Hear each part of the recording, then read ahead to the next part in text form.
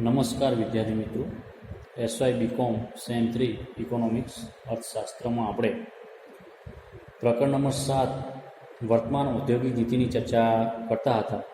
તેમાં વર્તમાન ઔદ્યોગિક નીતિનો અર્થ અને તેની આવશ્યકતાની ચર્ચા કરી હતી. હવે આ વિડીયો લેક્ચરમાં આપણે ભારતમાં ઔદ્યોગિક નીતિની રજૂઆત શા માટે કરવામાં આવી છે તો તેની ચર્ચા જે છે એ કેટલાક મુદ્દાઓ દ્વારા આપણે સ્પષ્ટ કરવાની છે. તો તે જોઈએ તો અહીંયા જે ભારતમાં ઔદ્યોગિક નીતિની રજૂઆત, તો ભારતમાં ઔદ્યોગિક નીતિની રજૂઆતમાં જે કેટલાક મુદ્દાઓ હોય છે એ મુદ્દાની ચર્ચા જે છે એ આપણે આ વિડીયો લેક્ચરમાં કરવાની છે. તો આમાં જાહેર ક્ષેત્રના બેફામ વિસ્તાર, ભારતમાં ઔદ્યોગિક રજૂઆત શા માટે કરવામાં આવી તેના મુદ્દાની ચર્ચા જે છે આપણે આ વિડીયો લેક્ચરમાં કરીશું. પહેલું છે જાહેર ક્ષેત્રના બેફામ વિસ્તાર, ત્યારબાદ છે ખાનગી ઉદ્યોગો પર અંકુશો, ભાવતંત્રમાં દખલગીરી અને દેશી ઉદ્યોગોનો વિચારો. તો આટલી બાબતો જે છે એ આપણે આ વિડીયો લેક્ચરમાં ચર્ચા કરવાની છે.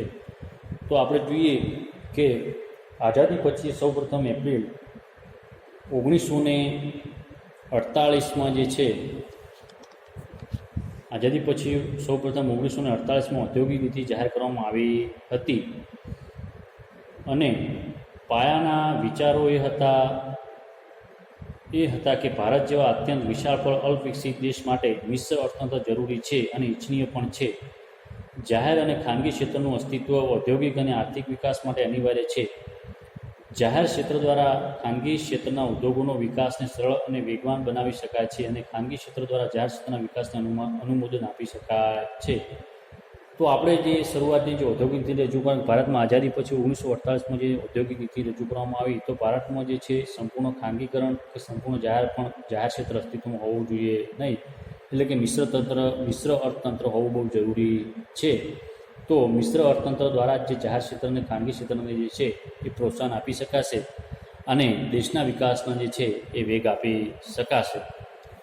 1948ની ઔદ્યોગિક નીતિ ભારત સરકારની ઔદ્યોગિક નીતિ અને 1956ની પ્રથમ પંચવર્ષીય યોજના, 1951થી 1956ની પ્રથમ પંચવર્ષીય યોજના પૂરી થઈ હતી અને સત્તાધારી પક્ષે સમાજવાદી રચના નિર્માણ દીધા કર્યો હતો. 1956નો વિસ્તૃત ઔદ્યોગિક નીતિ જાહેર કરવામાં જરૂરી. 1956ની ઔદ્યોગિક નીતિના ઉદ્દેશો નીચે મુજબ હતા. આપણે જો 1956ની ઔદ્યોગિક નીતિના ઉદ્દેશો શું હતા, તો એક તો જે છે એમાં આર્થિક વિકાસને વેગ આપવો અને ઔદ્યોગિક વિકાસને ઉત્તેજન આપવું, એટલે કે આર્થિક વિકાસને વેગ આપવો અને ઔદ્યોગિક વિકાસને ઉત્તેજન આપવું. 2 છે ભારે ઉદ્યોગોને વિકસાવવા. 3 છે જાહેર ક્ષેત્રને વિસ્તારવું. 4 છે આવક અને સંપત્તિની અસમાનતા ઘટાડવી. 5 છે સહકારી ક્ષેત્રને સુદૃઢ કરવું.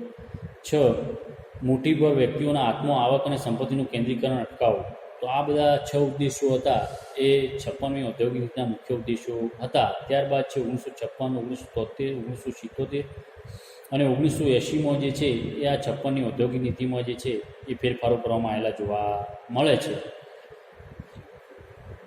બધી આર્થિક નીતિઓ ફિલોસોફી સર્વમાન્ય હતી, પરંતુ લગભગ 1991 સુધી સરકારનું ખાનગી ઉદ્યોગ તરફનું વલણ અનુરૂપ રહ્યું હતું. એના પરિણામો નીચે મુજબ હતા.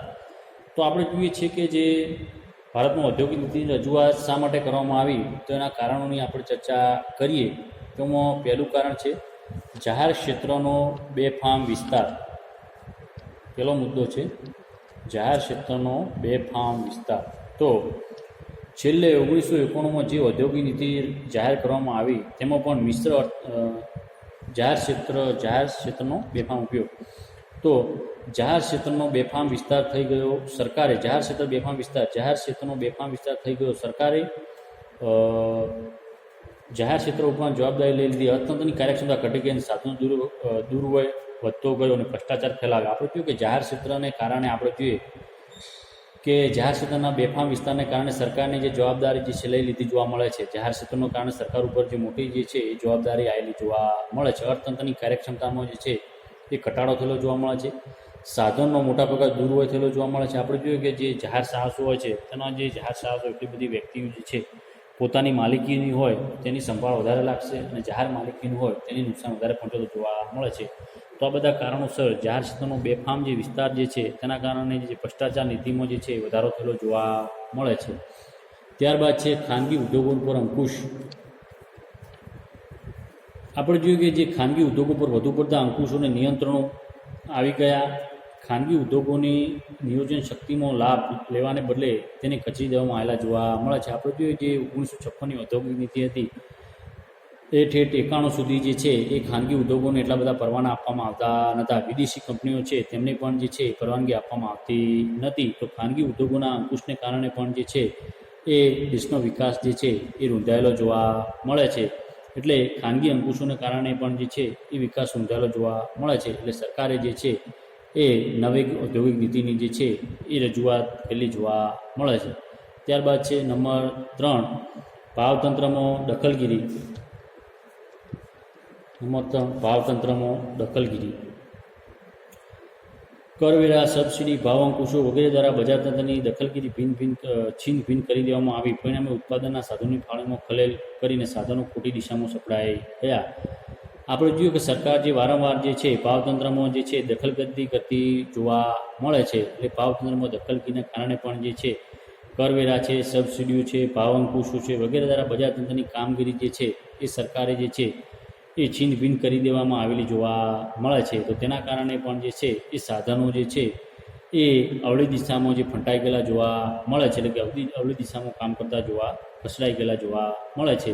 એટલે લોકો જે છે એ બજારમાં રોકાણ કરવા નિરુત્સાહિત બનેલા જોવા મળે છે. કારણ કે જે યોગ્ય ભાવતંત્ર જે છે બજારમાં ભાવો, વસ્તુના ભાવો જે છે તો એ ભાવોનું જે છે યોગ્ય નિયંત્રણ નહોતું. તો તેના કારણે પણ જે છે એ બજાર તંત્રના ભાવ નિયંત્રણ પર બજારનું પરિણામે જે છે એ નવી ઔદ્યોગિક નીતિની રચના કરવામાં આવેલી જોવા મળે છે. ત્યારબાદ છે દેશી ઉદ્યોગોનો ઇજારો. નંબર 4 છેલ્લે દેશી ઉદ્યોગોનો ઇજારો. તો આયાત જકાત, આયાત કોટા, આયાત જકાત, આયાત કોટા, આયાત પ્રતિબિંબ દ્વારા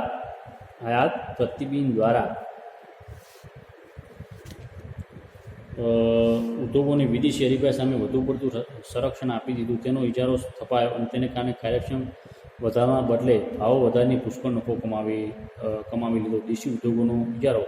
તો આપણે જોઈએ છીએ કે આયાત જકાત, આયાત કોટા અને આયાત પ્રતિબંધો દ્વારા નાના ઉદ્યોગોને વિદેશી હરીફાઈ સામે વધુ પડતું સંરક્ષણ આપી દીધું. તેમનો ઇજારો સ્થપાયો. તેમને કાર્યક્ષમ વધારવાના બદલે ભાવો વધારીને પુષ્કળ નફો કમાવામાં આપવા જોવા મળે છે. આપણે જોઈએ કે જે 1991 પહેલાં જે છે એ દેશી ઉદ્યોગોનો ઇજારો જે છે મોટા પ્રમાણમાં થયેલો જોવા મળે છે. કારણ કે વિદેશી કંપનીઓ જે છે એ ભારત દેશમાં આવેલી જોવા મળતી ન હતી. તો તેના કારણે દેશી ઉદ્યોગોમાં જે છે એ આયાત જકાત, આયાત કોટા, આયાત પ્રતિબંધો દ્વારા વિદેશી ઉદ્યોગોને પ્રતિબંધ લાદી દીધો. તો તેના કારણે જે છે વિદેશી હરીફાઈ સામે વધુ પડતું સંરક્ષણ આપી દીધું. તો જે અહીંના ઉદ્યોગો છે એ ઉદ્યોગોને જે વધારે સંરક્ષણ આપી દીધું તેના કારણે જે છે એ દેશી ઉદ્યોગોમાં ઇજારો સ્થપાયેલો જોવા મળે છે. પરિણામે જે છે એ દેશી ઉદ્યોગોની કાર્યક્ષમતામાં વધવાને બદલે તેના ભાવોમાં પુષ્કળ વધારો કરી એમની કાર્યક્ષમતા વધારવાને બદલે માત્ર તેમાં ભાવો વધારો કરી અને નફો કમાવાની પ્રાપ્તિની જે નીતિ જે છે એ નીતિ અપનાવવામાં આવેલી જોવા મળે છે. તો તેના કારણે પણ દેશી ઉદ્યોગો જે છે ઇજારો ભોગવતા લાગ્યા જોવા મળે છે અને ગ્રાહકોને ગુણવત્તાયુક્ત વસ્તુ મળતી ન હતી. તો આટલી જે અને ભાવોમાં મોટા પ્રકારનો વધારો થયેલો જોવા મળે છે. તો તેના કારણે જે છે એ નવી ઔદ્યોગિક નીતિની રચના થયેલી જોવા મળે છે. તો આટલી બાબતો જે છે એ આપણે આ ઔદ્યોગિક નીતિમાં જોઈ. તો ભારતમાં ઔદ્યોગિક નીતિની રજૂઆતમાં આપણે જોઈએ કે જે 1956ની ઔદ્યોગિક નીતિ હતી એ ઔદ્યોગિક નીતિના કેટલાક જે મુખ્ય ઉદ્દેશો હતા એ ઉદ્દેશો સિદ્ધ ન કરી શક્યા. એના માટે જે છે એના પછી આ નવી ઔદ્યોગિક નીતિની જે છે રજૂઆત કરેલી જોવા મળે છે. તો અહીંયા આપણે જે છે એ 4 મુદ્દાઓની ચર્ચા કરી. એક તો જે જાહેર ક્ષેત્રનો બેફામ ઉપયોગ.